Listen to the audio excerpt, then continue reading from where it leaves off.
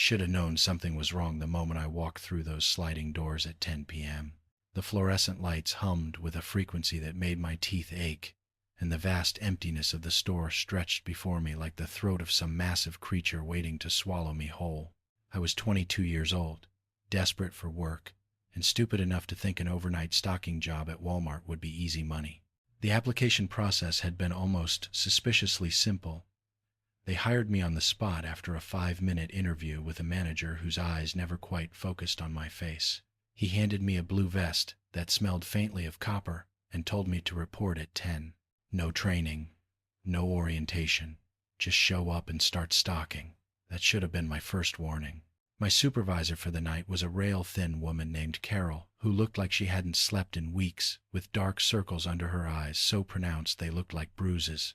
She barely glanced at me when I introduced myself, just thrust a box cutter into my hand and gestured vaguely toward the back of the store. "Your section is grocery," she said in a voice that sounded like gravel scraping against metal. "Stay out of aisle 7. I laughed, thinking it was some kind of hazing joke. But Carol's expression didn't change. "I'm serious," she continued. "Don't go near aisle 7 after midnight. Don't look down it. If you see someone standing there, pretend you don't. Pretend they're not real." I wanted to ask what she meant, but she had already turned and walked away, her footsteps echoing strangely in the empty store. I stood there for a moment, box cutter in hand, wondering if I should just leave right then, but I needed the money. Student loans don't care about your sense of unease. So I made my way to the grocery section and started unpacking boxes of cereal, trying to ignore the way the store seemed to breathe around me, the way the lights flickered in patterns that almost seemed deliberate.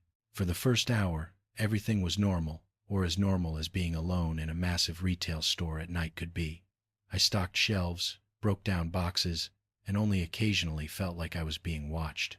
The store had perhaps 3 or 4 customers wandering around, mostly exhausted-looking people buying single items at odd hours.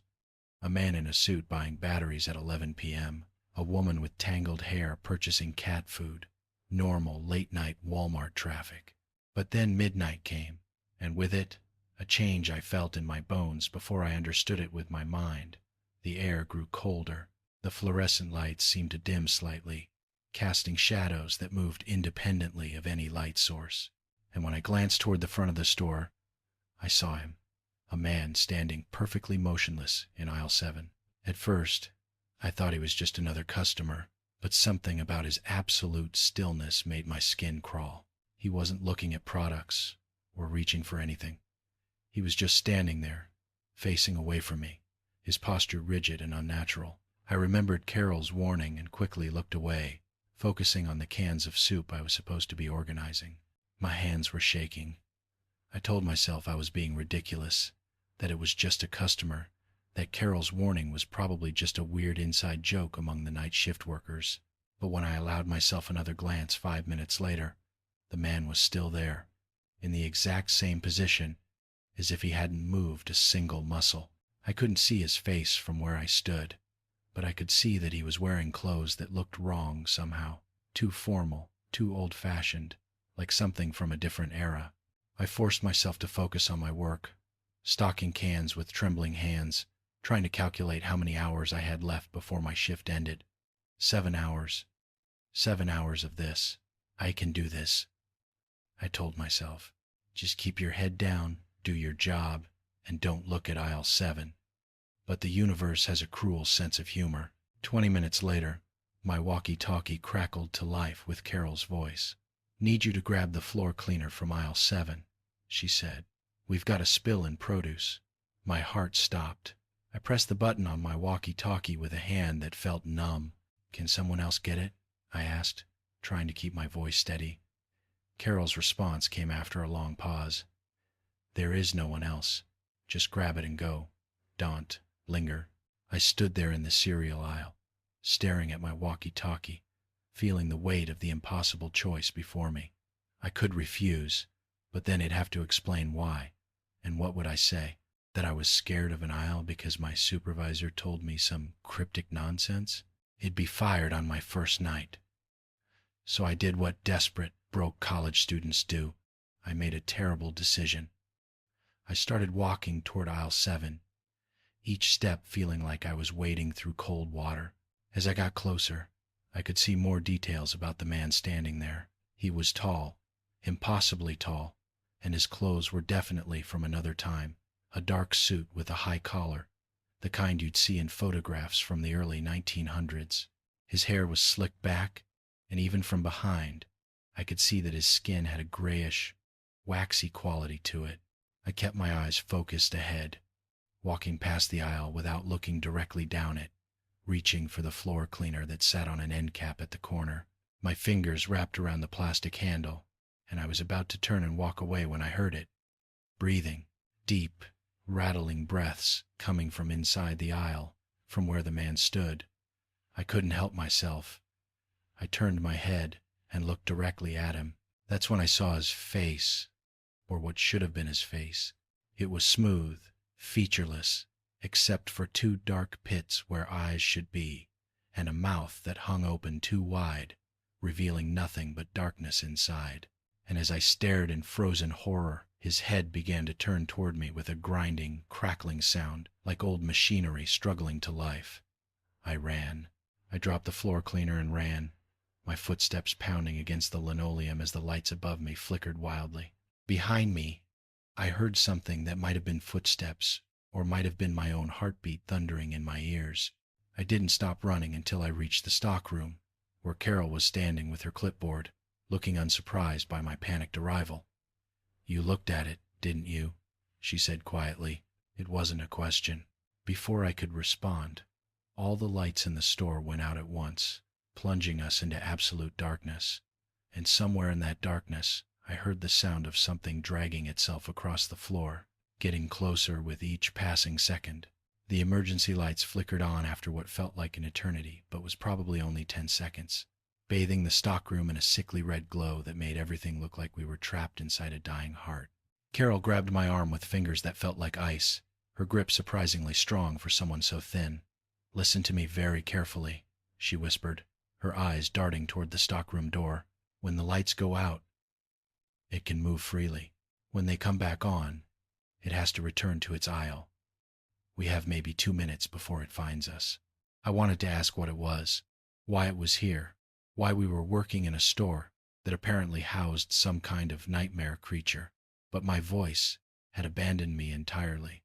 Carol pulled me deeper into the stockroom, past towers of boxed merchandise and shrink-wrapped pallets, until we reached a small office I hadn't noticed during my brief tour earlier.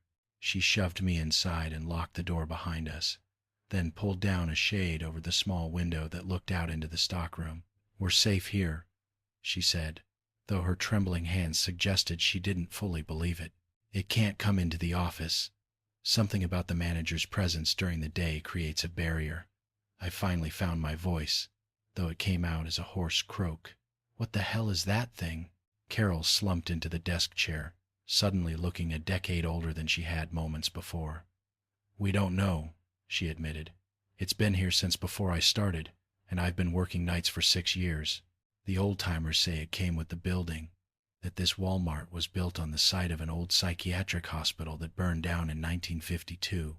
73 patients died in the fire, locked in their rooms. But that might just be a story we tell ourselves to make sense of the senseless." I stared at her, my mind struggling to process what she was saying. "You've been working here for 6 years with that thing?" Carol laughed, a bitter sound that held no humor. "The pay is good. And where else am I going to work at my age with my resume? Besides, it only bothers you if you break the rules. Don't go near aisle 7 after midnight. Don't make eye contact. Don't acknowledge its existence. Follow those rules, and you'll be fine." "But I looked at it," I said, my voice rising in panic. I made eye contact. "Does that mean?" Carol held up a hand to silence me. "It means tonight will be difficult, but you'll survive. It's already had its moment of recognition. Now it will test you, see if you're worthy of its attention. My shift ends at 6 a.m. If you can make it until then, you'll be okay." "If," I repeated, the word hanging in the air like a threat. Carol stood and moved to the door, pressing her ear against it. "I don't hear anything," she said. "I think it's gone back. We should return to the floor and finish our work. Act normal. The more afraid you seem, the more interested it becomes." She unlocked the door and stepped out into the stock room, and I had no choice but to follow, every nerve in my body screaming at me to run for the exit and never look back. But I didn't run. Maybe it was pride, maybe it was stupidity, or maybe it was the crushing weight of my financial desperation. But I followed Carol back onto the sales floor, where the fluorescent lights had returned to their normal harsh brightness. The store looked exactly as it had before, except for one detail that made my blood run cold. The floor cleaner I had dropped was now sitting neatly on a shelf in the cereal aisle where I had been working, as if someone had carefully retrieved it and placed it there for me to find. Carol saw me staring at it. "It likes games," she said simply, then walked away to check on something in electronics, leaving me alone with my terror. The rest of the night passed in a blur of mounting dread. I stocked shelves mechanically, my hands moving on autopilot, while my mind remained hyper-aware of every sound, every shadow, every flicker of the lights. I could feel it watching me, even though I never looked directly at aisle 7 again. At 2 a.m., I found a child's handprint pressed into the dust on top of a shelf that was at least 8 feet high. At 3 a.m., all the cereal boxes I had carefully arranged fell off the shelf simultaneously, hitting the floor with a sound like thunder. At 4 a.m., I heard someone whistling a tune that seemed to come from inside the walls. By 5 a.m., I was seriously considering quitting. Financial desperation be damned, when something happened that changed everything. I was in the dairy section, restocking milk, when I heard a voice behind me. "Excuse me," it said, and I turned to see a woman standing there, maybe in her 40s, wearing a Walmart vest like mine. "I need you to check the security cameras in the office," she continued. "I think we might have a shoplifter." I frowned, confused. "I just started tonight. I don't know how to work the cameras." The woman smiled, but it didn't reach her eyes. "Carol will show you. It's important. We can't let them steal from us." There was something off about her, something I couldn't quite identify, but I nodded and went to find Carol. When I described the woman to her, Carol's face went pale. "What did you say she was wearing?" Carol asked quietly. "A Walmart vest," I replied. "Blue, like ours." Carol closed her eyes.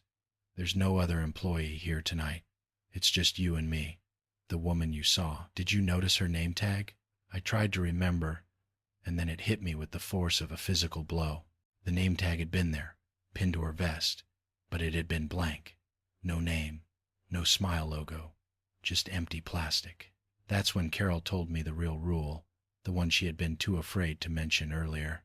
"Sometimes it doesn't just watch," she whispered. "Sometimes it tries to talk to you, pretends to be one of us. If you answer its questions or follow its instructions, you become part of the store permanently." Several night workers have disappeared over the years, and then we see them walking the aisles in Walmart vests, always asking the new people to do things, to go places, to check on things in isolated areas. I felt my knees weaken. So what do? Carol checked her watch. "You survive the next 47 minutes. That's all. Just keep working, ignore anything that seems off, and for the love of God, don't go anywhere alone." She paused, then added something that made my skin crawl. "And if you hear the intercom, come on. Don't listen to what it says. It's not really the intercom." Now let me tell you something funny about retail hell when you're being hunted by something that shouldn't exist. The corporate requirement to maintain perfect shelf organization feels absolutely absurd. At 5:30 a.m., with just 30 minutes left in my shift, the intercom crackled to life. "Attention shoppers," a voice said, and it took me a moment to realize it was my voice, my exact voice, speaking words I had never said. "We're having a special sale in aisle 7. Everything must go. Please report to aisle 7 for immediate assistance." I looked at Carol, who had gone rigid, her hand gripping a box of crackers so tightly it was starting to crush. "Don't listen," she mouthed at me. "It's not real." But then my voice came again. and this time it said something that made my heart stop. "Marcus, please report to aisle 7. Your mother is waiting for you there. She says it's urgent. She says she's sorry for everything. My mother had been dead for 3 years. Subscribe if you understand what it means to make choices you know are wrong simply because all your other choices have been taken from you. Now tell me, what would you do if you heard your dead mother's voice calling you from the darkest aisle in a store that shouldn't exist? The first person to answer correctly will receive a small reward from me, the storyteller tonight, as a way of saying thank you for watching and supporting. And while you're thinking about that, tell me in the comments where you are right now as you're listening to this, what time it is in your part of the world. At exactly 6 a.m., the day shift began arriving, and I walked out of that store knowing I would never return. But the thing in aisle 7 already knew my name, and some nights I still hear it calling. Zzz. I discovered it on a Tuesday afternoon in March, 3 months after I quit the night shift job, when I was shopping at a different Walmart across town. One I thought would be safe, one I thought would be normal. I was looking for cleaning supplies, the mundane kind of errand that makes you feel like a functional adult, when I took a wrong turn near the back of the store and found myself in a section I had never seen before. The sign above read clearance in red letters that seemed to pulse slightly, and beneath it, smaller text that said, "Final sale, all items personal." That should have been my first warning, but I was distracted by what I saw on the shelves. There, sitting on a metal rack between a stack of discounted towels and some expired Halloween decorations, was my childhood teddy bear. Not one that looked like it. The exact same bear, Mr. Whiskers, with his missing left eye and the tear in his stomach where the stuffing poked through. The tear my mother had sewn up with green thread because it was the only color she had available that day. I had lost Mr. Whiskers when I was 7 years old, left him at a rest stop during a family road trip, and I had cried for 3 days straight. My parents searched everywhere, called the rest stop, even drove back 2 hours to look for him, but he was gone. And now, 20 years later, he was sitting on a clearance rack at Walmart with a price tag attached to his ear. I picked him up with trembling hands, and he felt exactly as I remembered, soft and worn, smelling faintly of the lavender detergent my mother used to use. The price tag was strange, though. Instead of dollars, it was marked in days. The number read 47. I stood there for a long moment, trying to make sense of what I was seeing, telling myself it had to be a coincidence, that someone else must have owned a bear exactly like mine, that I was seeing patterns where none existed. But then I looked at the other items on the shelf and my rational explanations crumbled like sand. There was my old Game Boy, the one with the crack in the screen from when I dropped it down the stairs. There was the silver bracelet my grandmother gave me before she died, the one I lost at summer camp when I was 12. There was my high school yearbook, the specific copy that had coffee stained on page 37. There was the mix CD my first boyfriend made me, with his handwriting on the label, the CD I threw away after we broke up. Item after item, memory after memory, all the lost things from my childhood arranged on clearance shelves like they had been waiting for me to find them. Each one had a price tag marked in days instead of dollars. The Game Boy was marked 93 days. The bracelet was 156 days. The yearbook was 203 days. I should have left right then. I should have dropped Mr. Whiskers and run from that section. But there was something hypnotic about seeing all these pieces of my past gathered in one place. Something that made my chest ache with a longing I hadn't felt in years. I walked further into the clearance section, and it seemed to stretch back impossibly far, much larger than the space the store should have contained. More items appeared as I walked my first pair of glasses, the lucky penny I found on my 8th birthday, the acceptance letter from the college I attended, even the baby blanket my mother said she had donated to charity. Everything I had ever lost, everything I had ever thrown away, everything I had ever left behind was here, marked with prices in days. A woman appeared at the end of the aisle, elderly and small, wearing a Walmart vest that looked too large for her frame. She smiled at me with too many teeth. "Finding everything you need?" she asked, in a voice that sounded like wind chimes. I clutched Mr. Whiskers to my chest. "What is this place?"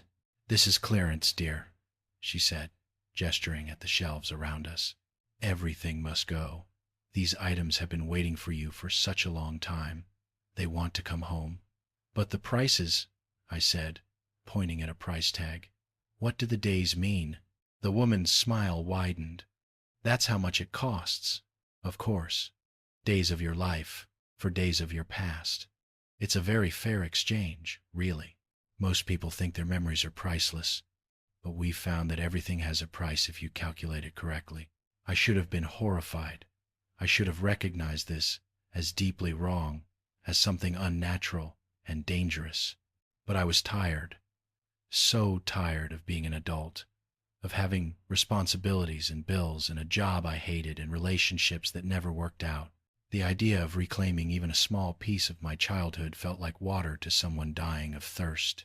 "How does it work?" I asked, and I heard my voice as if from a great distance, detached from my body. The woman pulled a small scanner from her vest pocket, the kind checkout workers use. You simply purchase the items you want, and the days are deducted from your future. You won't feel it happen. You won't even notice. You'll just have a little less time at the end, but you'll have these precious memories back. Most people waste their days anyway, don't they? Scrolling through phones, watching television, sitting in traffic. These days are much better spent reclaiming what you've lost. I looked down at Mr. Whiskers, at his missing eye and his sewn-up stomach, and I thought about how much I had missed him, how much comfort he had brought me during the difficult parts of my childhood. 47 days seemed like such a small price for that kind of comfort. I held him out to the woman. "You'll take this one," I said.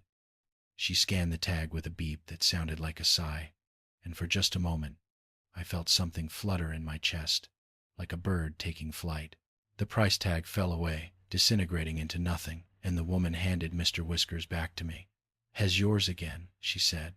"Was there anything else you wanted?" I looked at the shelves, at all those lost pieces of my history, and I felt a hunger growing inside me. "The Game Boy," I said, "and the bracelet, and the CD." The woman scanned each item, and with each beep, I felt that strange flutter in my chest again, like something was being gently pulled away from me. When I finished, I had spent 343 days, and my arms were full of objects that smelled like childhood. The woman smiled and gestured toward the front of the clearance section. "Please come back any time," she said. "We're always here, and we're always getting new inventory.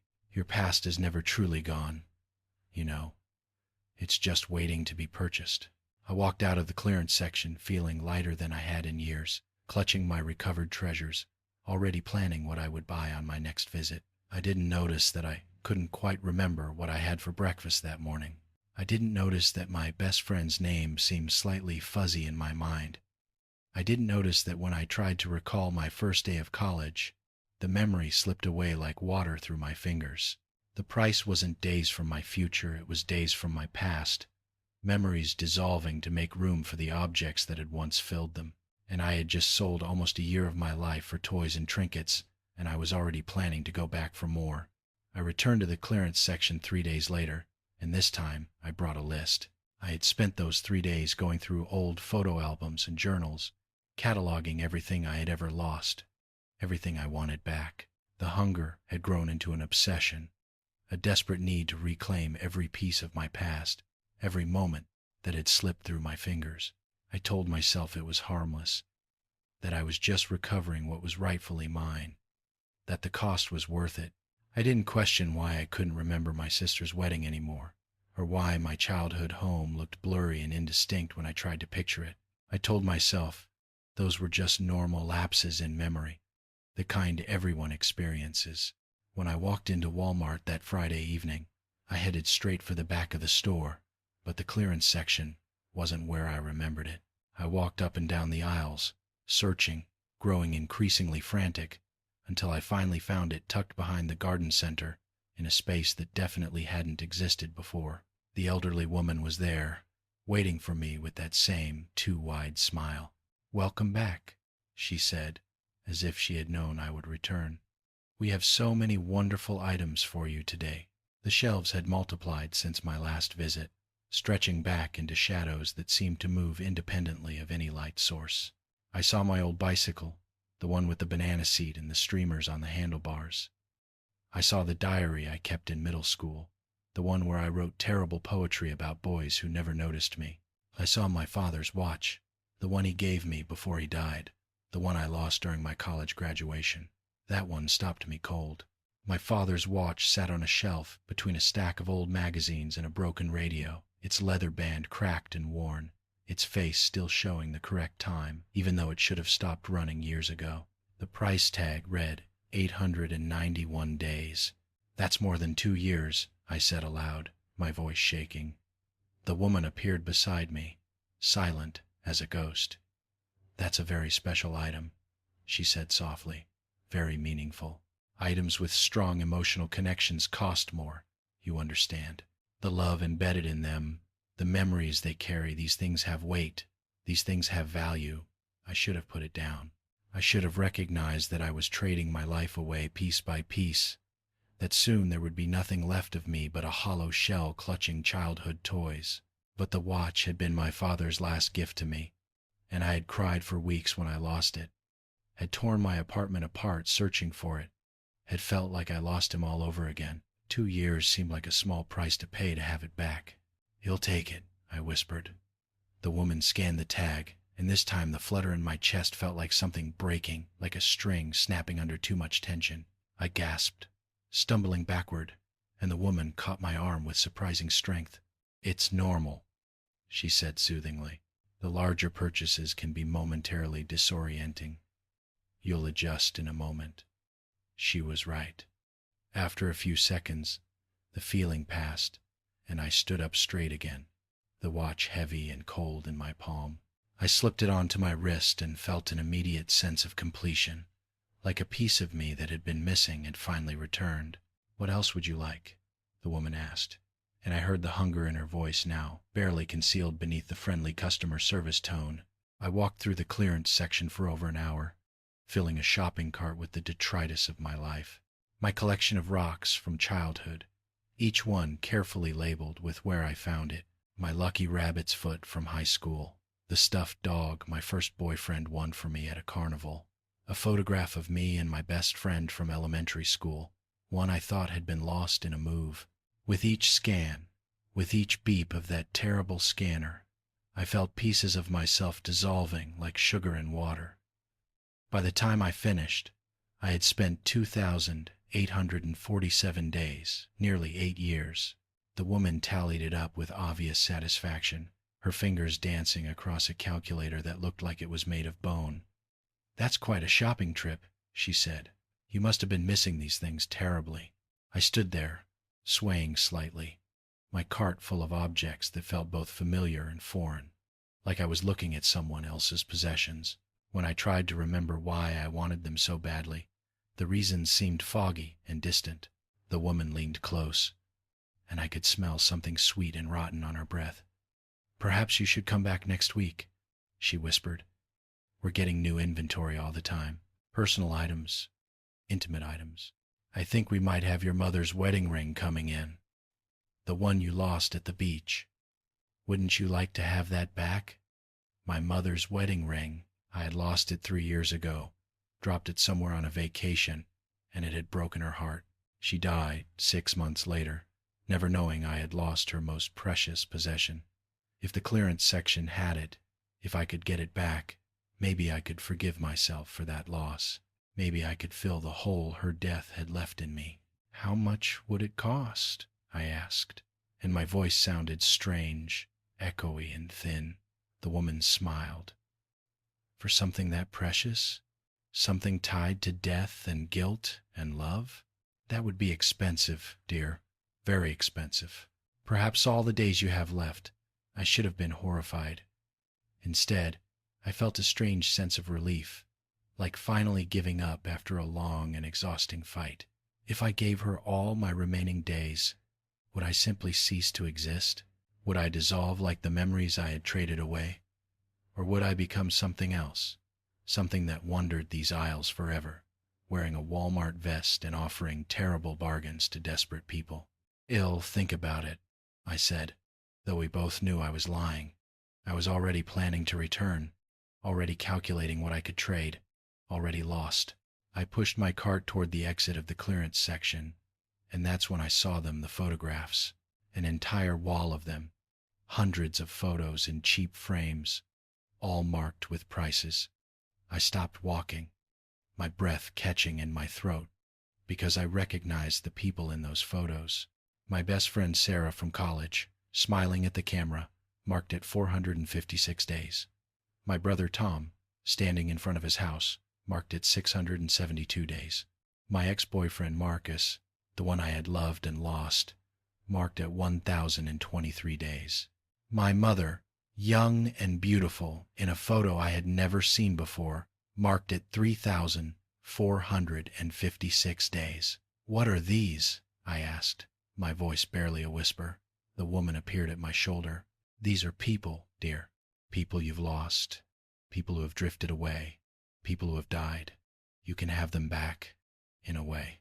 Purchase their photographs, and they'll return to your memory in perfect detail. Every conversation, every moment, every second you shared with them preserved and accessible, better than real memories, really. These ones never fade, never distort. They stay exactly as they were." I reached out toward my mother's photograph with a shaking hand, and the woman's fingers closed around my wrist. "But I should warn you," she continued, her voice dropping to something that sounded almost concerned, almost human. "If you purchase a person's photograph and you run out of days before you've paid the full price, the transaction doesn't cancel. It continues. It takes from others, family members, friends, strangers on the street. Their memories of their own lives start to fade so yours can remain intact. It's quite efficient, really." I jerked my hand back as if burned, and for the first time since entering the clearance section, I felt genuine terror. "How many people?" I asked. "How many people have lost their memories because of purchases here?" The woman's smile never wavered. "Oh, we don't keep track, dear. That would be depressing, wouldn't it? Now, did you want to complete your transaction today or come back later?" I looked at my cart full of childhood treasures, at the watch on my wrist, at the photographs of people I had loved, and I realized I couldn't remember my own address. I couldn't remember where I worked. I couldn't remember what I had eaten for dinner yesterday or the day before or the day before that. I had traded so much of myself away that there was barely anything left to trade. "I need to return these," I said desperately, grabbing items from my cart. I changed my mind. I want to return all of this. The woman's expression didn't change, but something dark flickered behind her eyes. "Oh dear," she said softly. "Didn't you see the sign?" She pointed above us, and I followed her finger to see words that definitely hadn't been there before, written in red letters that seemed to drip like blood. "Final sale. No returns. All purchases permanent." I felt my knees buckle, and I grabbed the edge of the cart to keep from falling. The woman patted my hand with fingers that felt like ice. "Don't worry," she said. "Most people adjust eventually. And think of all the wonderful items you have now. That's worth something, isn't it?" I stumbled away from her, abandoning the cart, running through the clearance section toward what I hoped was the exit. But the section had grown, stretched, multiplied, and no matter which direction I turned, I found only more shelves, more price tags, more pieces of my life marked down and waiting to be sold. And behind every aisle, I saw them now, other shoppers, gray and faded like old photographs, pushing carts full of their own lost treasures, their eyes empty and distant, having traded so much of themselves away that they had become nothing more than ghosts haunting the clearance section of a Walmart that existed somewhere between memory and forgetting. One of them turned to look at me, and I recognized my own face, decades older, wearing a Walmart vest with a blank name tag. She smiled with too many teeth and said in a voice that sounded like wind chimes, "Finding everything you need?" Story 3. The Bathroom Attendant. I first noticed her during a routine shopping trip with my girlfriend Emma on a Saturday afternoon in late April. The kind of mundane errand where you're just trying to get groceries and get home before the ice cream melts. We had been together for 2 years, comfortable and happy, planning a future that seemed solid and real. Emma needed to use the restroom, so we headed toward the back of the store where the bathrooms were located, past the pharmacy and the photo center. And that's when I saw the attendant.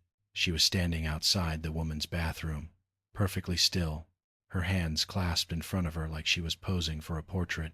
She was elderly, probably in her 80s, with white hair pulled back in a tight bun and wearing a plain gray dress that looked like it belonged to another era. What struck me immediately was her absolute stillness.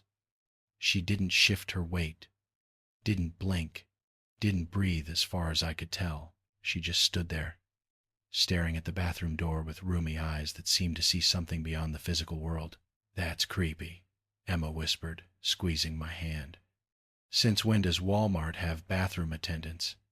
I had been shopping at this particular Walmart for 5 years and had never seen an attendant before. In fact, I was pretty sure Walmart didn't employ bathroom attendants at all. But there she was, standing sentry outside the woman's room, like she had always been there, like she would always be there. Emma hesitated, clearly unnerved. "Maybe it'll just wait until we get home," she said. But I was curious now. In that stupid way people get curious about things that make them uncomfortable. I pulled out my phone and pretended to check messages while watching the attendant from the corner of my eye. She still hadn't moved, not even the slight rise and fall of breathing. Emma looked at the attendant, then at me, then back at the attendant. "I really need to go," she said finally. "It'll be quick." She walked toward the bathroom, and as she approached, the attendant's head turned to follow her movement. The motion was smooth but wrong somehow, like watching a mannequin come to life, mechanical and unnatural. The attendant's lips moved, and though I was too far away to hear what she said, I saw Emma nod politely before pushing open the bathroom door and disappearing inside. I stood there in the main aisle, scrolling through my phone, waiting. 1 minute passed, then 2, then 5. I started to feel uneasy, that prickle at the back of your neck that tells you something isn't right. I walked closer to the bathroom, and the attendant's eyes shifted to me. Up close, I could see that her eyes were milky white, like she was blind, but somehow I knew she could see me perfectly. She smiled, revealing teeth that were too white, too perfect, too many. "Your companion will return shortly," she said in a voice that sounded like dried leaves scraping against pavement. "Time moves differently inside." I frowned. "What does that mean?" The attendant's smile widened. "Nothing to concern yourself with, young man. We all lose time in bathrooms, don't we? A minute here, a minute there. She'll be out soon." But 10 minutes had passed now, then 15. I knocked on the bathroom door.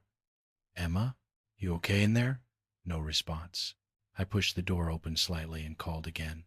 "Emma, I'm coming in if you don't answer." Still nothing. I glanced at the attendant, who was still smiling that terrible smile, and I pushed the door open fully and stepped inside. The bathroom was standard and unremarkable white tile, harsh fluorescent lighting, 6 stalls, 3 sinks with a long mirror above them. All the stall doors were open except one. "Emma?" I called, walking toward the closed stall. "I am fine." Her voice came from inside, but it sounded strange, distant, and hollow. "I will be out in a moment." Something about the way she spoke made my skin crawl. Emma never said "I am" or "I will." She used contractions, spoke casually. This sounded formal, stilted, like someone reading from a script. I waited by the sinks, watching the closed stall door in the mirror's reflection. Minutes ticked by. The fluorescent lights hummed and flickered. I noticed that the mirror was spotlessly clean, polished to a shine that seemed unnatural for a public bathroom. I could see myself reflected perfectly, but when I looked down at the floor, which was also polished to a mirror shine, I realized something impossible. The attendant's reflection wasn't there. She was standing right outside the door. I had seen her through the gap, but the floor showed no reflection of her gray dress, no shadow, nothing. "Emma," I said more urgently, "I'm coming in." "Don't," her voice snapped, sharp and panicked. "Please don't. Just wait. Something is happening. Something is wrong." "What's wrong? Are you hurt?" "No," she said, and now her voice sounded like she was crying. "I'm not hurt. I'm just the attendant keeps sliding notes under the door." "Notes? What notes?" Emma didn't respond. I heard paper rustling, then a small sob. I crouched down and looked under the stall door.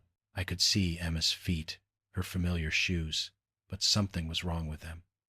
They looked older somehow, the shoes more worn, the skin of her ankles looser, wrinkled. "Emma, I'm going to open the door," I said, reaching for the lock. "No!" she shouted. "Give me one more minute."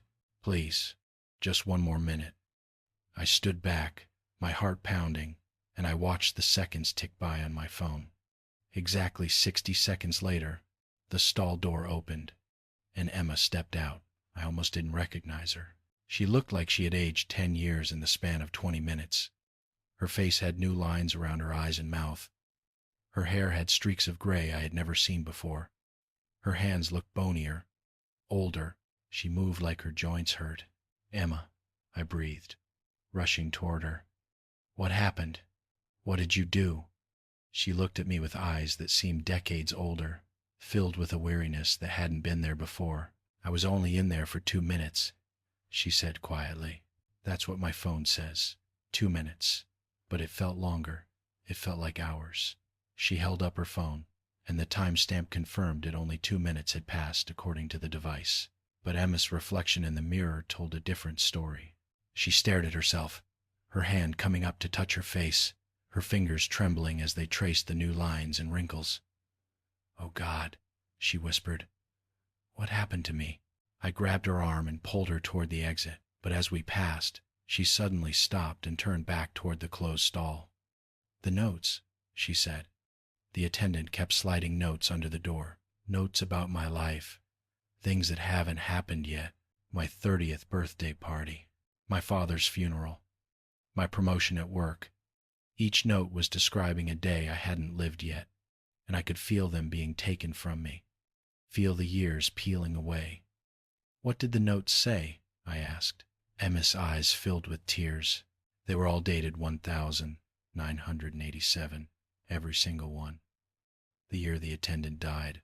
I pulled Emma out of the bathroom, past the attendant who was smiling that terrible smile, past the pharmacy and the photo center, out to the parking lot where the afternoon sun felt like a blessing after the artificial light of the store. In the car, Emma pulled out her phone and opened her photo album, scrolling through pictures of herself from just days before. In every photo, she looked years younger than she did now. "We have to go back," she said suddenly. "We have to make her fix this." I shook my head, starting the car. "We're not going back there. Ever." But Emma wasn't listening. She was staring at the Walmart entrance, at the dark doorway, and I could see something in her expression that terrified me. Recognition, understanding, like she had learned something in that bathroom that she couldn't unlearn. "The attendant told me something," Emma whispered. "Right at the end, when I was about to leave. She said time is a currency, and that bathroom is where we pay our debts. She said everyone who enters owes something, and she's just there to collect." "What debt?" I asked. "What could you possibly owe?" Emma turned to look at me, and in her aged eyes I saw something that made my blood run cold. She said I owed her for all the time I wasted, all the hours I spent scrolling through my phone, all the days I let slip by without meaning, all the moments I didn't appreciate. She said the bathroom is where time goes to die, and she's been collecting it since 1987, and now she has 10 years of mine, and she's always hungry for more. We drove home in silence, and over the next few weeks, I watched Emma age further, slowly but steadily. A year every few days, she became obsessed with the bathroom, with the attendant, with understanding what had happened to her. She spent hours researching the Walmart, the land it was built on, trying to find some explanation. She discovered that the store had been built on the site of an old nursing home that burned down in 1987, killing 43 residents. One of them was named Edith Morrison, an elderly woman who had worked as a bathroom attendant at a department store for 50 years before retiring. I told Emma to stop researching, to let it go, but she couldn't. The attendant had given her something worse than stolen time. She had given her knowledge of her own mortality. The certainty that every second was being counted and collected. That somewhere in that Walmart bathroom, notes were still being written about days she would never live. 3 months after the incident, Emma looked like she was in her 50s. 6 months after, she looked 70, and then one night, she told me she was going back. "I have to try," she said. "Maybe if I talk to her, maybe if I understand what she wants, I can get my time back." I begged her not to go, but Emma had made up her mind. She drove to the Walmart at midnight, when the store was nearly empty, and she walked to that bathroom like she was walking to her execution. I followed her, staying back, watching from behind a display of paper towels as she approached the attendant, who was standing in exactly the same position as before, hands clasped, eyes milky white, smile too wide. Emma said something to her, too quiet for me to hear. The attendant nodded and gestured toward the bathroom door. Emma took a breath and walked inside, and the door swung shut behind her with a sound like a coffin closing. I waited outside that bathroom for 40 minutes, checking my phone obsessively, watching the seconds tick by with agonizing slowness. The attendant stood motionless, that terrible smile never wavering, her milky eyes fixed on the bathroom door like she was watching something I couldn't see. Other shoppers passed by, late-night stragglers buying snacks and energy drinks, and none of them seemed to notice the elderly woman standing guard. None of them seemed to find it strange that a Walmart would have a bathroom attendant at midnight. It was like she existed in a frequency only certain people could perceive, only those who were already marked, already noticed. At exactly 41 minutes, I couldn't take it anymore. I pushed past the attendant, ignoring her whispered warning about interruption and consequences, and shoved open the bathroom door. The lights inside were flickering, casting everything in a strobing, nauseating pattern. Emma was standing at the sinks, staring at her reflection in the mirror, but something was fundamentally wrong. She looked ancient now, easily 90 years old, her skin papery and translucent, her hair completely white and thin, her body bent and frail. But that wasn't the worst part. The worst part was the photographs. The entire wall behind the sinks, the wall that should have held paper towel dispensers and air dryers, was covered in photographs, hundreds of them, maybe thousands, all in cheap frames, all showing people at different ages. I stepped closer, my legs feeling like lead, and I recognized faces. There was Emma at 5 years old, gap-toothed and smiling. Emma at 13, awkward in braces. Emma at 21, graduating from college. Emma at 30, at 40, at 50, at 60. Images of her at ages she had never reached, would never reach now. And between each photograph were handwritten notes on yellowed paper, all dated from different days in 1987, all describing moments from Emma's stolen future. The 15th of June, 1987. One note read, "She celebrates her 35th birthday with friends at a restaurant by the lake. She orders salmon and laughs until her sides hurt. This moment cost her 3 days. The 22nd of August, 1987. Another note said, "She holds her first grandchild and feels a love so profound it makes her weep. This moment cost her 7 days. The 3rd of December, 1987. A third note declared, "She dies peacefully in her sleep at age 87, surrounded by family, having lived a full life. This moment cost her everything remaining." Emma turned to look at me, and her eyes were still hers, still the eyes I had fallen in love with, but they were drowning in a face that had lived decades she had never experienced. "I saw them all," she whispered, her voice cracked and ancient. "Every moment I was supposed to have, every birthday, every accomplishment, every heartbreak, every joy. The attendant showed me my entire life, every single day from now until I died. And then she took them. She took them all and hung them on this wall like trophies." I rushed forward and grabbed her, feeling how fragile she had become, how light, like she was made of paper and air. "We're leaving," I said desperately, "right now. We're going to a hospital. We're going to figure this out. We're going to fix this." Emma shook her head slowly. "You can't fix time," she said. You can't give back what's been collected. Don't you understand? This bathroom is where time comes to die. Every second that's ever been wasted, every moment that's passed unnoticed, every day that someone wished away, it all comes here.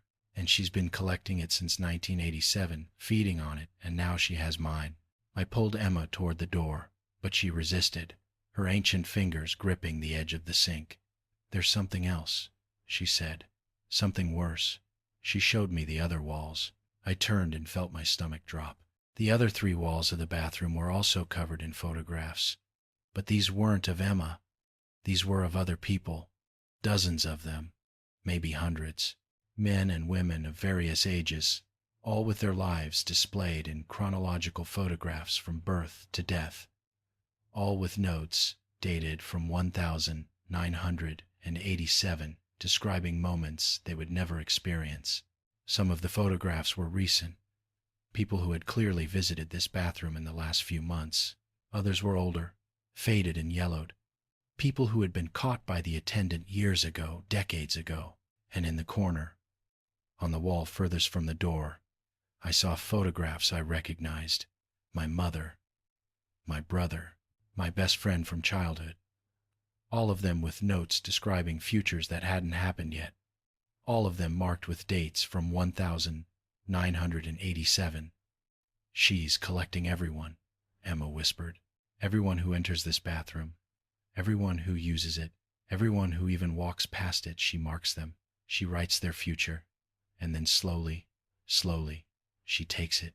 The photographs appear on the walls, and the people in them start to lose time without even realizing it. A day here, a week there, years slipping away while they sleep or work or watch television, never knowing they're being drained. I felt cold terror spreading through my chest. My mother's photographs, I said. My family's photographs. Does that mean? Emma nodded. It means she's already started taking from them. Maybe just a few days so far. Not enough for them to notice. But it will accelerate. It always does. The more she takes from one person, the hungrier she gets, the more she needs. Eventually, everyone on these walls will end up like me, ancient and hollow, having lived a fraction of their expected years. I looked at the photographs of my mother, at images of her at ages she hadn't reached yet, at notes describing her future grandchildren and retirement and quiet death at 93. The notes said she was supposed to have 32 more years. How many had the attendant taken already? How many days had my mother lost without knowing, waking up tired for no reason, feeling like time was moving too fast, like she was aging more quickly than she should? We have to stop this, I said. There has to be a way to stop this. Emma smiled sadly, and the expression looked wrong on her ancient face. I tried, she said. I tried to bargain with her, tried to offer her something else, tried to make her stop, but she's not human anymore. She died in 1987, burned alive in that nursing home, and something about the way she died, trapped in the bathroom while the fire spread, choking on smoke while everyone else evacuated. Something about that death made her into this. She's tied to this place now, tied to bathrooms, tied to the wasted time that happens in them, and she's been collecting for 36 years. Do you know how much time that is? How many lives she's drained? The bathroom door opened behind us, and I spun around to see the attendant standing in the doorway. Her milky eyes were fixed on me now, and her smile had grown impossibly wider. You brought someone new, she said in that dried leaf voice. How thoughtful. I pulled Emma behind me, backing away from the attendant, but there was nowhere to go. We were surrounded by photographs, by stolen futures, by the weight of decades that had been taken and would never be returned. The attendant stepped further into the bathroom, and with each step, the photographs on the walls seemed to multiply, spreading like a fungus across every surface. I saw my own face appearing among them now, me at 40, at 60, at 80. Notes describing a future I might never have, all dated from a year when I was just a child. Your mother, the attendant said, pointing at the photographs of my family. She will be next. Then your brother. Then your friends. Then everyone you've ever known. Time is a currency, and I am owed so very much. "You can't have them," I said, though my voice shook. "You can't take what doesn't belong to you." The attendant tilted her head at an unnatural angle. "But it does belong to me," she said. "They entered my domain. They used my facilities. They owe me for the service. Everyone pays eventually. Every second counts, and I count them all." I felt Emma's hand on my shoulder, and when I looked back at her, I saw resignation in her ancient eyes. "Run," she whispered. "Take the photographs down if you can. Warn everyone.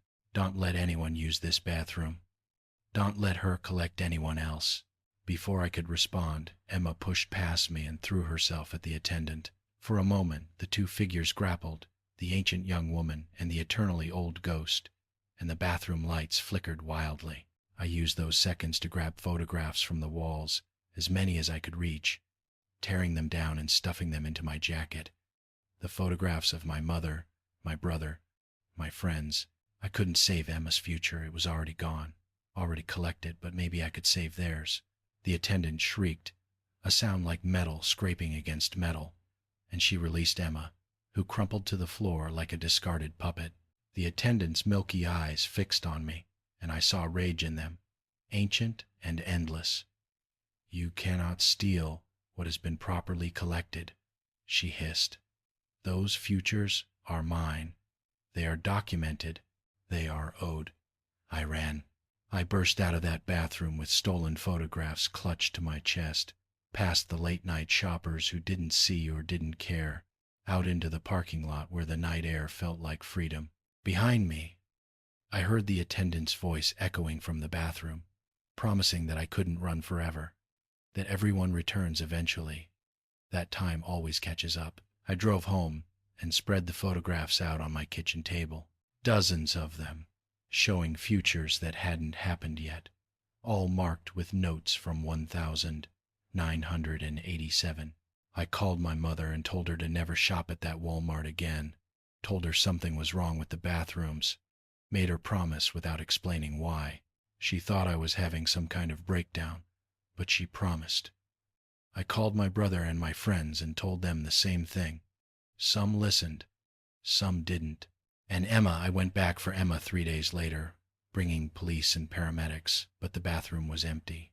No photographs on the walls, no notes, no evidence of anything unusual. Just a normal, dirty Walmart bathroom with flickering lights and cracked tile. The attendant was gone. Emma was gone. According to the police, there was no record of Emma ever existing, no birth certificate, no social security number, no driver's license.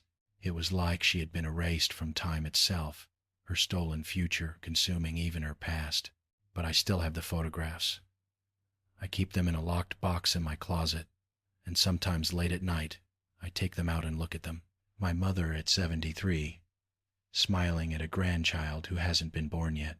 My brother at 55, gray-haired and distinguished. My friends aging gracefully through decades they might never reach. And one photograph I didn't notice until weeks later, buried at the bottom of the stack, me at 91, sitting in a chair by a window, looking out at something beyond the frame. The note attached to it reads, "The 8th of November, 1987. He spends his final day remembering the bathroom attendant and wondering if he saved anyone at all. This moment will cost him everything. I haven't been back to that Walmart in 6 months, but I know the attendant is still there, standing outside that bathroom, smiling her terrible smile, collecting time from everyone who passes. And every day I wake up feeling a little more tired, a little more worn, wondering if she's still taking from me, still writing notes, dated from a year when I was just 7 years old, still counting down the seconds until my photograph joins the others on that wall." Story 4. The Intercom Voice. I started hearing the impossible announcements during my 3rd week, working as an assistant manager at a Walmart in a small town outside of Phoenix, the kind of place where everyone knows everyone and nothing interesting ever happens until suddenly it does. It was a Tuesday evening, around 7 p.m., and I was doing inventory checks in the electronics section when the intercom crackled to life with the familiar chime that preceded all store announcements. "Attention shoppers," a pleasant female voice said. We have a cleanup needed on aisle 23. Associates, please report to aisle 23 for immediate assistance. I frowned and pulled out my store map from my pocket. Our Walmart only had 20 aisles. There was no aisle 23. I grabbed my walkie-talkie and pressed the button. This is Derek in electronics. Did someone just call for cleanup on aisle 23? Static greeted me for a moment. Then my manager Tom's voice came through, confused. What? No, we don't have an aisle 23. Must have been interference from another store's frequency. But that didn't make sense. The intercom system was hardwired into our building, completely separate from the walkie-talkie network. There was no way it could pick up signals from another store. I shrugged it off as a glitch and went back to counting Xbox controllers, but 20 minutes later, the intercom chimed again. Attention associates. The same pleasant voice announced. We need immediate assistance on aisle -4. Repeat, aisle -4. Customer service required. This time I wasn't the only one who heard it. I saw other employees looking up, confused, pulling out their walkie-talkies and asking each other what aisle -4 meant. Tom's voice came over the radio, irritation clear in his tone. Ignore it. It's some kind of system malfunction. I'm calling corporate to get it fixed. But the announcements didn't stop. Over the next hour, the intercom called for assistance on aisle 47, aisle 3.5, aisle infinity, and most disturbingly, aisle beneath. Each announcement was delivered in that same, pleasant, customer service voice, like requesting help on a non-existent aisle was the most normal thing in the world. By 9 p.m., the employees were rattled. By 10 p.m., when the store closed and the night shift took over, people were genuinely scared. One of the cashiers, a woman named Linda, who had worked at the store for 15 years, pulled me aside as she was clocking out. You need to check the security footage from the intercom booth, she said quietly. I've seen this before, years ago, at another store. The announcements always mean something bad is coming. What kind of bad? I asked. Linda looked around nervously, as if the store itself might be listening. The kind where people get hurt, she said. The kind where people disappear. The intercom system at our Walmart was controlled from a small booth near the customer service desk, a cramped room with a microphone and a control panel that allowed authorized employees to make store-wide announcements. I had the key as an assistant manager. So after the store closed and the night crew started their work, I unlocked the booth and checked inside. Everything looked normal. The equipment was old but functional. No signs of tampering or malfunction. I was about to leave when I noticed something strange, the logbook. Hello, I'm delighted to assist you with our voice services. Choose a voice that resonates with you, and let's begin our creative audio journey together. Holloway, written in neat, old-fashioned cursive that looked like it belonged to another century. I grabbed my walkie-talkie. Tom, this is Derek.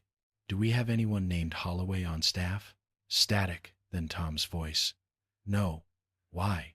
I found entries in the intercom logbook signed by M. Holloway for the announcements about the fake aisles. Long pause. I'm coming down there. Don't touch anything. Tom arrived 5 minutes later with 2 other managers, and we stood in the tiny booth staring at the logbook like it was a bomb that might explode. Tom flipped through the pages, and his face went pale. These entries, he said slowly. They're not just from today. They go back months, years. Look at the dates. He was right. I had only looked at today's entries, but now I saw that scattered throughout the logbook were other entries signed by M. Holloway, dating back to when the store first opened 12 years ago, and they were all announcing impossible aisles. Aisle 88, aisle underground, aisle yesterday, aisle forever. Who the hell is M. Holloway? One of the other managers asked. Tom closed the logbook and looked at us with an expression I couldn't quite read. I'm going to tell you something that's not in any official record, he said quietly. About 15 years ago, before this store was built, there was another Walmart on this site. Smaller, older building. There was a fire in the stockroom that spread to the main floor. Most people got out, but there was a woman named Margaret Holloway who worked customer service. She was making an announcement over the intercom, trying to direct people to the exits, when the smoke overcame her. She died in the intercom booth, microphone in hand, still trying to help people escape. They tore down that old building and built this one, but they kept the intercom system. Some of the equipment was salvaged, including the microphone. Tom pointed at the microphone sitting on the control panel. "That's the original," he said. "The one Margaret Holloway died holding. And ever since this store opened, there have been reports of strange announcements, impossible aisles, voices that shouldn't exist. But corporate always dismissed it as equipment malfunction." The booth fell silent, except for the hum of the fluorescent lights overhead. Then the intercom chimed, and we all jumped. The voice that came through wasn't pleasant anymore. It was distorted, layered with static, like someone speaking through water. "Attention, Derek," it said, and my name coming from those speakers made my skin crawl. "Report to aisle beneath for immediate assistance. Repeat, Derek, report to aisle beneath. Your presence is required." The other managers stared at me, their faces reflecting my own terror. Tom grabbed my arm. "Don't," he said. "Whatever this is, whatever's happening, you don't respond to those calls. You ignore them." But the intercom wasn't finished. "Attention, Tom," it continued. "Report to aisle forgotten. Your presence is required. Attention, Sarah," it said, naming another manager. "Report to aisle empty. Attention, Michael. Report to aisle darkness." It was calling us all by name, summoning us to places that couldn't exist. And the voice was getting clearer, more urgent, more angry with each announcement. Over the next 3 days, the announcements escalated. "Hello, I'm delighted to assist you with our voice services. Choose a voice that resonates with you, and let's begin our creative audio journey together." On Thursday, a cashier named Rebecca responded to a call for assistance on aisle forever. She walked toward the back of the store, and according to witnesses, she turned down an aisle and simply didn't emerge from the other end. When we searched for her, we found the aisle empty, except for her name tag lying on the floor. The plastic cracked, as if it had aged decades in minutes. On Friday, the intercom started announcing things that hadn't happened yet. "Attention shoppers," it said at 3 p.m. "There will be an accident in aisle 7 inches, approximately 4 minutes. Please avoid aisle 7. At 4 p.m., exactly 4 minutes later, a shelf in aisle 7 collapsed for no apparent reason, sending hundreds of cans crashing to the floor. If anyone had been standing there, they would have been seriously injured or killed. "Attention associates," the intercom announced at 6 p.m. "Michael will slip and fall in the dairy section in approximately 2 minutes. Please prepare first aid." Michael, one of our night stalkers, laughed it off and continued working. At 6:02 p.m., he slipped on a patch of floor that had been mysteriously wet despite being dry moments before, and he fell hard, breaking his wrist. The intercom had predicted it perfectly. By Saturday, employees were refusing to come to work. The few who did show up moved through the store like frightened animals, jumping at every sound, refusing to work alone, completely ignoring the intercom announcements, no matter how urgent they sounded. Tom called an emergency meeting with all remaining staff and told us corporate was sending someone to investigate, that we just needed to hold on for a few more days. But I knew we didn't have a few more days. The intercom was getting stronger, its predictions more accurate, its calls more insistent, and I knew, with a certainty I couldn't explain, that it was building towards something. That night, after the store closed, I made a decision. I was going to trace the intercom signal back to its source. I was going to find out where these announcements were really coming from. Tom tried to stop me, but I insisted. We couldn't keep losing people. We couldn't keep pretending this was just a malfunction. Something in this store was actively hunting us, and I needed to know what. I started in the intercom booth, examining every piece of equipment, every wire, every connection point, looking for something that would explain where the signal was coming from. The control panel showed no signs of external interference, no unauthorized access, nothing that would account for the impossible announcements. But when I traced the main cable that connected the microphone to the store's PA system, I found something strange. A secondary cable, old and corroded, that branched off from the main line and disappeared into the wall. I had been working at this store for 3 years and had never noticed it before. I pulled out my maintenance key and opened the access panel in the wall, revealing a tangle of wires and pipes and dust. The secondary cable ran downward, deeper into the wall, further than it should have been able to go. I followed it with my flashlight, tracing its path through the infrastructure, and I realized it was heading down, below the store's foundation, into spaces that shouldn't exist according to the building's blueprints. Tom stood behind me, watching with growing unease. "Where does it go?" he asked. "I don't know," I admitted, "but I'm going to find out." We followed the cable's path through the store, checking maintenance access points and utility closets, tracking it as it wound through the building's skeleton like a parasite. It led us to the stockroom, past towers of merchandise and loading equipment, to a door in the far corner that I had always assumed was just another storage closet. The door was locked, but my manager key didn't work. Tom tried his key, then his master key, but nothing opened it. The door had no label, no signage, nothing to indicate what was behind it, and yet the cable ran directly underneath it, through a gap in the floor that was barely visible. "We need to call someone," Tom said. "Corporate, the police, someone who knows what they're doing." But before we could move, the intercom chimed again, and the voice that came through was no longer distorted. It was clear and strong and unmistakably female, speaking in the measured tones of someone who had done this job for decades. "Attention, Derek and Tom," it said. "You have found the door. You may enter. You must enter. The truth is waiting. The door is unlocked now."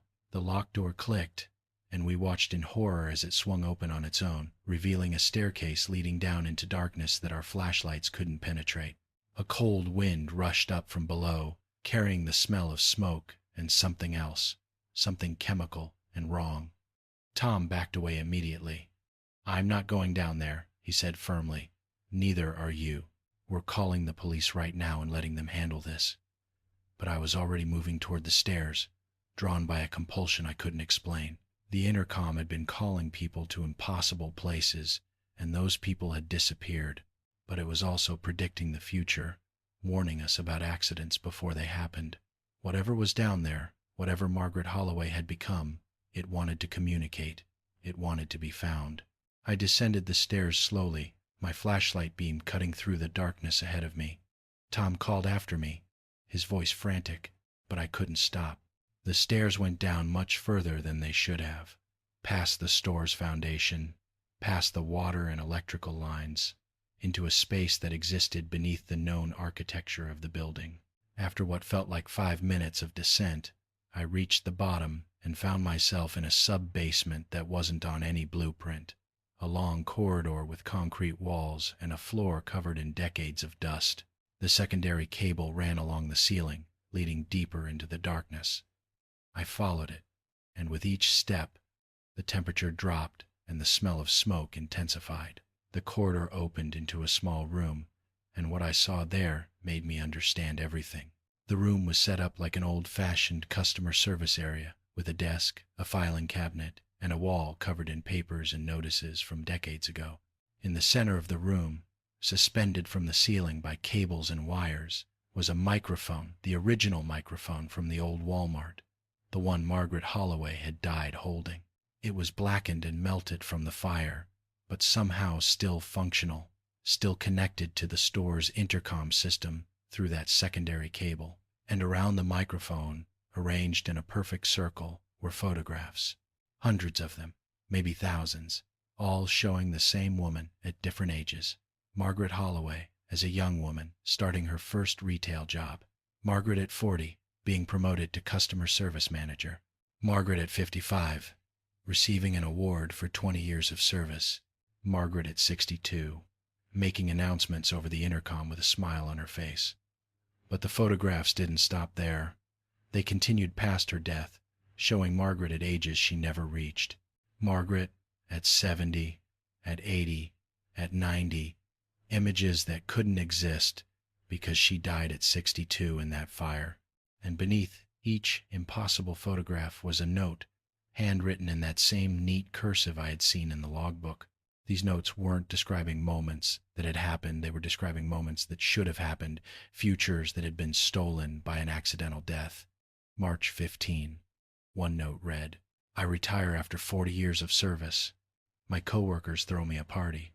I eat too much cake and cry happy tears. This moment was taken from me. June 3, another said, I meet my first grandchild. She has my eyes. I hold her and feel complete. This moment was taken from me. December 25. A third note stated, I celebrate my 80th birthday surrounded by family. Someone jokes that I'm too stubborn to die. I laugh until I can't breathe. This moment was taken from me. Every photograph, every note was a future that Margaret Holloway never got to live, stolen by smoke and fire and bad luck.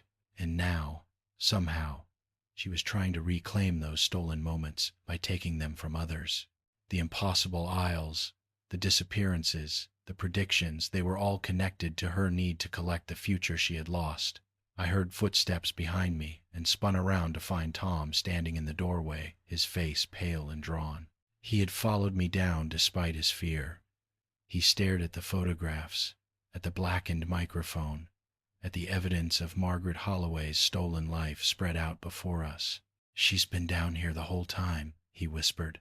For 15 years, she's been down here, connected to the intercom, trying to reclaim her future by taking it from us. As if responding to his words, the blackened microphone crackled to life, and Margaret Holloway's voice emerged, clearer than it had ever been before, no longer distorted by static or distance. I didn't want this, she said, and there was such profound sadness in her voice that I felt tears spring to my eyes. I was just doing my job. I was trying to help people evacuate. I died with that microphone in my hand, telling people where to go, how to escape, and when I woke up, I was here, in this darkness, still connected to the intercom, still trying to communicate, but I'm not alive. I'm not dead. Hello, I'm delighted to assist you with our voice services.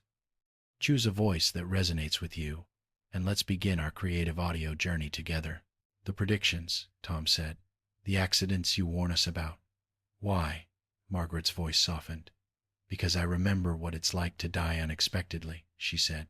I remember the fear, the confusion, the desperate wish for just a few more seconds of warning. So I try to warn you. I announce the accidents before they happen. I call out the dangers. Most people think I'm the threat, but I'm trying to protect you from the real threat, the store itself. This building is hungry. It was built on ground where people died, and it feeds on lost time, on stolen futures, on the moments between what is and what should have been. I've been trying to warn everyone for 15 years, but people keep disappearing, keep responding to calls they shouldn't answer, keep wandering into aisles that don't exist. I felt my legs weaken, and I sat down hard on the dusty floor. So the impossible aisles are real, I said. They exist somewhere. They exist everywhere and nowhere, Margaret responded. They're the spaces between the normal aisles, the gaps in reality where the store stores its collected time. Every person who disappears adds their future to the building, makes it stronger, makes it hungrier, and am powerless to stop it. All I can do is announce, predict, warn. Tom and I exchanged glances. If the store itself is the threat, I asked slowly, then how do we stop it? You can't, Margaret said simply. The store is bigger than any of us now. It's been feeding for too long, growing too strong, but you can save yourselves. You can quit. You can leave and never come back. You can warn others to stay away. The intercom will keep making announcements.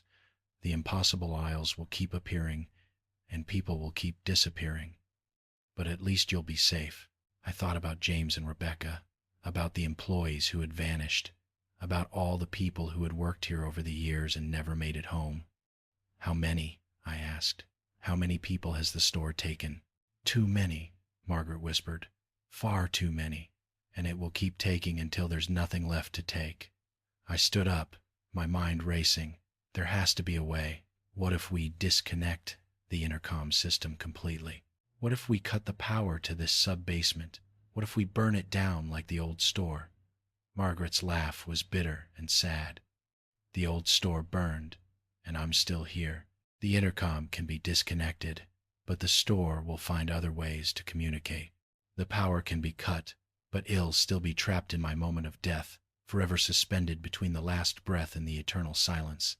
There's no escape for me, and there's no way to kill what's already dead. Tom grabbed my arm. "We're leaving," he said firmly. "Right now. We're going upstairs. We're calling corporate and telling them to shut this location down permanently, and we're never coming back." But as we turned to leave, the microphone crackled one final time. "Attention, Derek and Tom," Margaret's voice said, and now it sounded desperate, pleading. "I'm going to give you a gift. I'm going to tell you exactly when and how you'll die so you can try to change it. Consider it payment for listening, for understanding, for caring enough to come down here and see the truth. Tom, you will die in a car accident on Highway 60 inches, 3 years, 2 months, and 4 days. A truck will run a red light at 3:47 p.m. Derek, you will die of a heart attack in your home in 7 years and 18 days. At 2:22 a.m., you'll never wake up. Neither death can be prevented. They're already written, already collected by the store. But at least now you know. At least now you can try." We ran up those stairs faster than I thought possible, burst through the door into the stockroom, and kept running until we reached the parking lot outside. Behind us, we could hear the intercom still announcing, still predicting, still warning about futures we couldn't change and aisles we couldn't find. Tom quit that night and moved to a different state. I lasted another week before I couldn't take it anymore.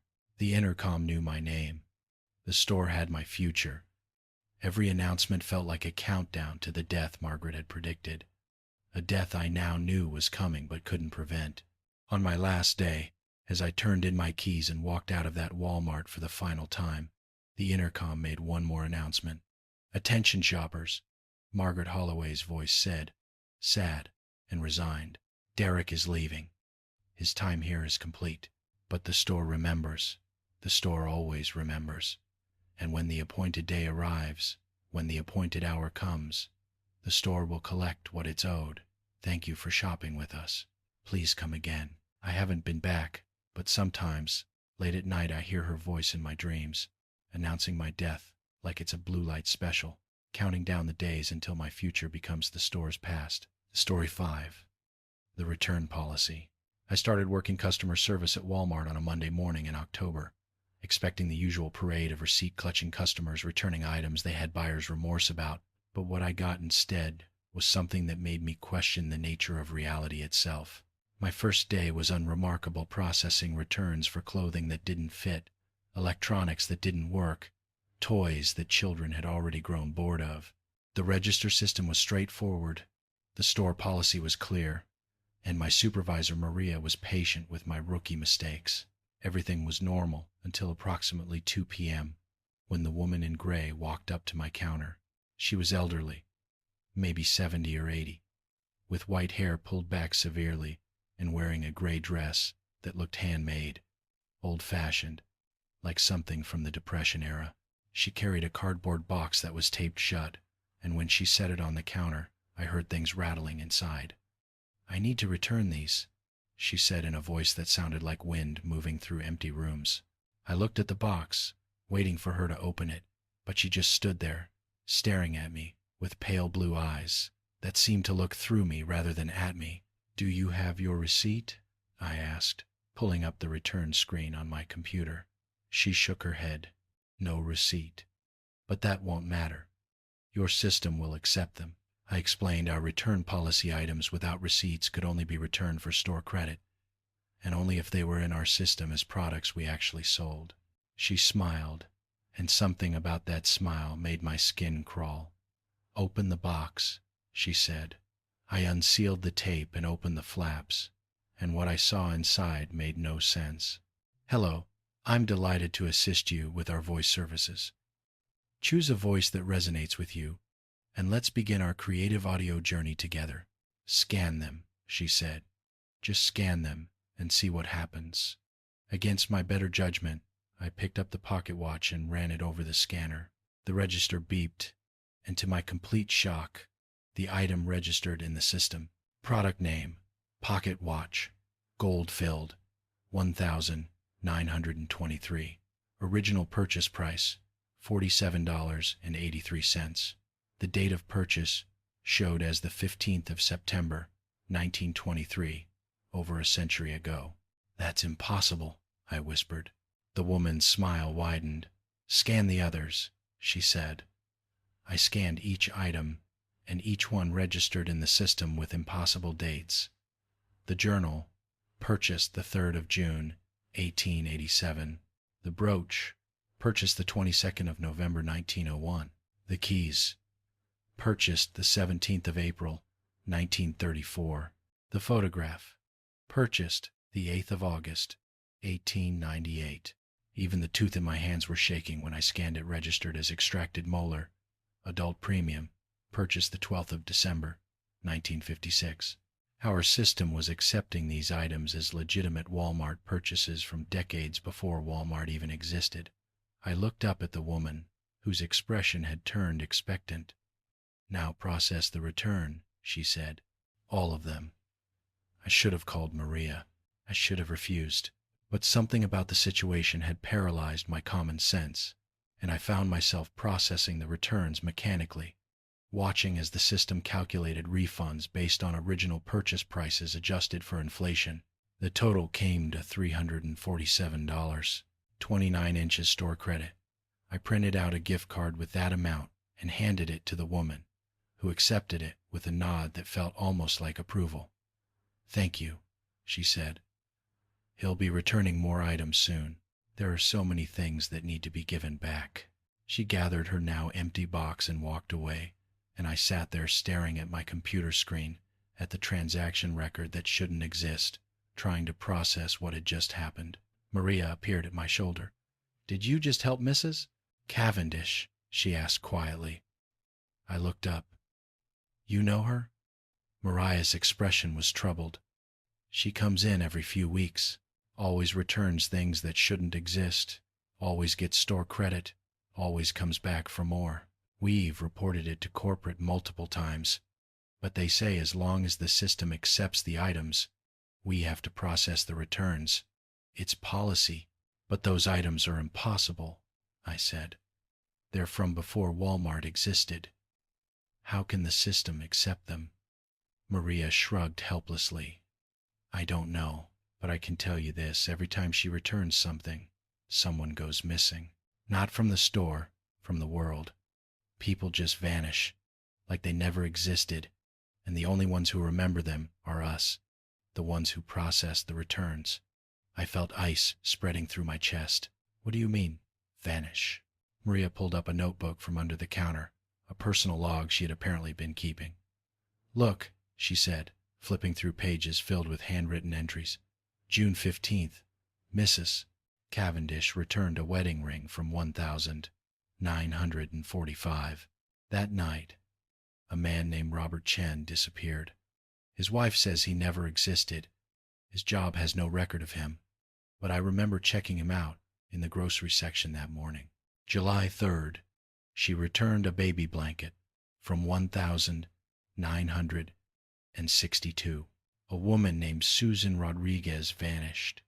Her children don't remember having a mother, but I remember her buying school supplies for them. August 21st. She returned a military medal from 1,918. A veteran named James Patterson ceased to exist, but I have a photo of him on my phone from when we did a Veterans Day celebration in the store. Each entry detailed an impossible return followed by an impossible disappearance, people being erased from existence while a handful of Walmart employees retained fractured memories of them. Over the next 2 weeks, I processed 3 more returns for Mrs. Cavendish. A fountain pen from 1,933. The next day, an elderly woman who had been a regular customer for years vanished, and her family had no idea who she was. A cigarette lighter from 1,941. A middle-aged man disappeared, leaving behind an empty house and confused neighbors who swore no one had lived there. A christening gown from 1,908. A young mother ceased to exist, and her infant was found in a car seat in an abandoned car, with no records of who had left him there. I started having nightmares about the woman in gray, about her endless cardboard boxes full of items that shouldn't exist, about the people being unmade by each return. I tried to refuse to serve her, but Maria told me it didn't matter, Mrs. Cavendish would simply go to another register, another employee, and the pattern would continue. The store policy had to be followed. Hello, I'm delighted to assist you with our voice services. Choose a voice that resonates with you, and let's begin our creative audio journey together. These people shouldn't have lived the lives they lived. Those lives were built on borrowed time, on moments stolen from the dead. I'm simply correcting the imbalance. I felt my hands shaking. You're killing people. Not killing, she corrected. Refunding. There's a difference. When you return a product, you get your money back, yes? Well, when you return a life, you get the time back. These people were living on time that belonged to others, and am ensuring that time is properly redistributed. Before I could respond, she began unpacking her box, and this time the items made my blood run cold. A child's lunchbox with a familiar cartoon character, a student ID card from my old high school, a birthday card with my mother's handwriting, a photograph of me and my brother from when we were children. She was returning items from my family, from my life, from my past. These aren't from dead people, I said, my voice rising in panic. These are from my family. They're alive. My mother is alive. My brother is alive. I'm alive. Mrs. Cavendish shook her head slowly. For now, she said, but these items were purchased with borrowed time. Your mother should have died in childbirth with you, but she didn't. Your brother should have died in that car accident when he was 16, but he didn't. You should have drowned in that pool when you were 7, but you didn't. All of you are living on time that was meant to end, and these items are evidence of that theft. If I return them, if I process the refund, the universe corrects itself. The borrowed time is taken back. The lives that shouldn't exist are undone. I backed away from the counter, my heart pounding so hard I thought it might burst. You can't return those. I won't process it. I won't help you erase my family. She set the items on the counter with deliberate care. You don't have to, she said. I can go to another register. There are 6 customer service stations in this store, and at least one of them will process my return eventually. Store policy must be followed. The system must be obeyed. And when these items are scanned, when the transaction is complete, you'll forget you ever had a mother or a brother or a childhood, because those things will never have existed. You'll be alone, and you'll never know what you lost. She gathered her items and moved toward the next register, where a new employee named Josh was working his first day. He wouldn't know to refuse her. He wouldn't understand what he was doing until it was too late. I watched Josh scan the pocket watch, the brass surface catching the fluorescent light as the system beeped its acceptance, and in that moment I understood that I had already lost. The computer registered the item from 1,923, and somewhere in the world, someone who should have existed began to dissolve from reality, their memories evaporating like morning frost under a merciless sun. Mrs. Cavendish stood at Josh's register with that patient, knowing smile, and I realized she had been right all along. The store policy would be followed. The system would be obeyed, and there was nothing I could do to stop the machinery of cosmic correction that she had set in motion. I left my register and walked toward the break room, unable to watch as Josh processed each item with the cheerful efficiency of someone who didn't understand he was erasing human lives with every scan. Maria found me there 10 minutes later, sitting at the small table where we took our lunches, and she didn't say anything at first, just sat down across from me and placed her hand over mine. We already knew, she said quietly. We knew this day would come. Mrs. Cavendish has been working through families for months, and yours was always going to be on her list eventually. The borrowed time, the stolen moments, the lives that shouldn't have been. She's very thorough about collecting what she believes is owed. I asked Maria how long we had. How long before my mother disappeared from existence, before my brother was erased, before I myself ceased to be anything more than a fading impression in the minds of a few Walmart employees. She checked her phone, scrolling through her carefully maintained records, and told me that based on previous patterns, the erasures would begin within 24 hours of the return being processed. First, my mother would vanish, her death during childbirth restored to its proper place in the timeline. Then my brother would disappear, the car accident that should have killed him at 16 finally claiming him retroactively. And then, perhaps 2 or 3 days after that, I would cease to exist, my drowning at age 7, completing itself across the fabric of reality. But here's the thing, Maria continued, her voice taking on a strange intensity. We remember, those of us who process the returns, we retain our memories of the people who are erased. It's not much, but it's something. You'll be gone, but it'll remember you worked here. Remember your first day. Remember this conversation. It's a small kind of immortality, but it's the only kind available to people living on borrowed time. Hello. I'm delighted to assist you with our voice services. Choose a voice that resonates with you, and let's begin our creative audio journey together. Cavendish was determined to correct. That night I dreamed of the woman in gray standing at the foot of my bed, holding a cardboard box filled with items from my childhood. The lunchbox, the school ID, the birthday card, the photograph. She didn't speak, just opened the box slowly, letting me see each item again, reminding me of what was about to be taken away. When I woke up, my mother had already disappeared. I called her number and got a disconnection notice. I drove to her house and found it occupied by strangers who had no memory of her ever living there. Her name was gone from every record, every photograph, every document. Hello. I'm delighted to assist you with our voice services. Choose a voice that resonates with you, and let's begin our creative audio journey together. The accident that had spared him at 16 had finally claimed him, and he had never existed beyond that moment. I had perhaps a day left, maybe 2, before my own erasure. I went back to Walmart, back to the customer service desk, and found Mrs. Cavendish waiting there with another box. This time she came straight to my register, and when she placed the box on the counter, I could see through the partially opened flaps that it contained items from my own life, my first pair of shoes, a toy I had loved as a child, the hospital bracelet from the day I was born. I don't want your pity, she said before I could speak. I don't want your anger or your fear or your desperate attempts to bargain. I am simply a custodian of proper timelines, ensuring that the books balance, that the cosmic ledger reflects what should have been rather than what accidentally became. You drowned at 7 years old in that community pool, and for 23 years you have been living in time that belonged to someone else. I am simply processing the return. I asked her who decided this, who gave her the authority to erase lives and correct timelines and determine which moments were borrowed and which were owned. She smiled that terrible smile and told me the system decides.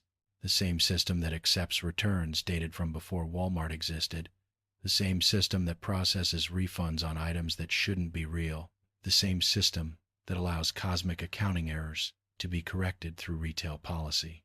The universe itself has embedded its correction mechanism into the most mundane of human institutions, and she is simply the agent who facilitates the process. I could refuse to scan the items again.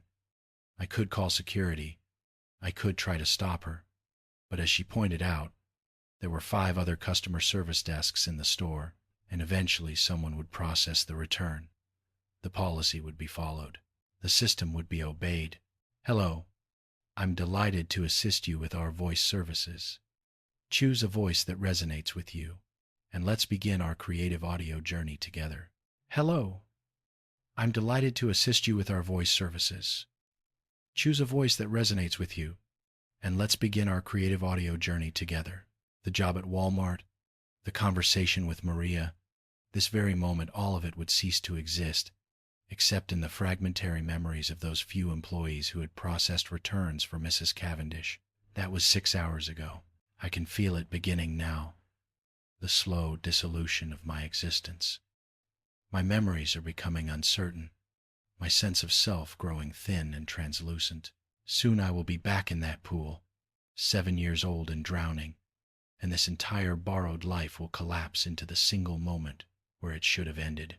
Maria is here with me now, holding my hand, promising to remember. She has added my name to her notebook, along with the date and the items that were returned. I will exist there. In her careful handwriting, a footnote in the cosmic correction process, a name and a date and a brief description of the borrowed life that was finally returned. The water is rising now. I can feel it, cold and chlorinated, even though I'm sitting in the Walmart break room on a Tuesday afternoon. The pool is calling me back, demanding the completion of the death that was interrupted 23 years ago. Mrs.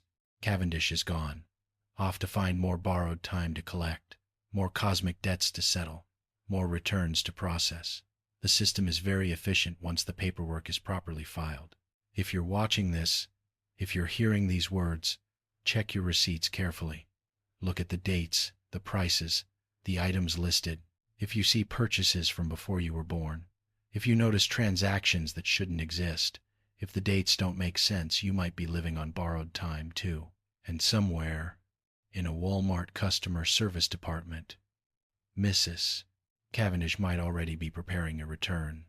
The store policy must be followed, the system must be obeyed, and the borrowed time must always, eventually, be returned. I'm going under now. The water is over my head, and I'm 7 years old again, and this time no one is pulling me out. Hello, I'm delighted to assist you with our voice services. Choose a voice that resonates with you, and let's begin our creative audio journey together. The water closes over my head, and I see Maria's face one last time through the surface, distorted and fading.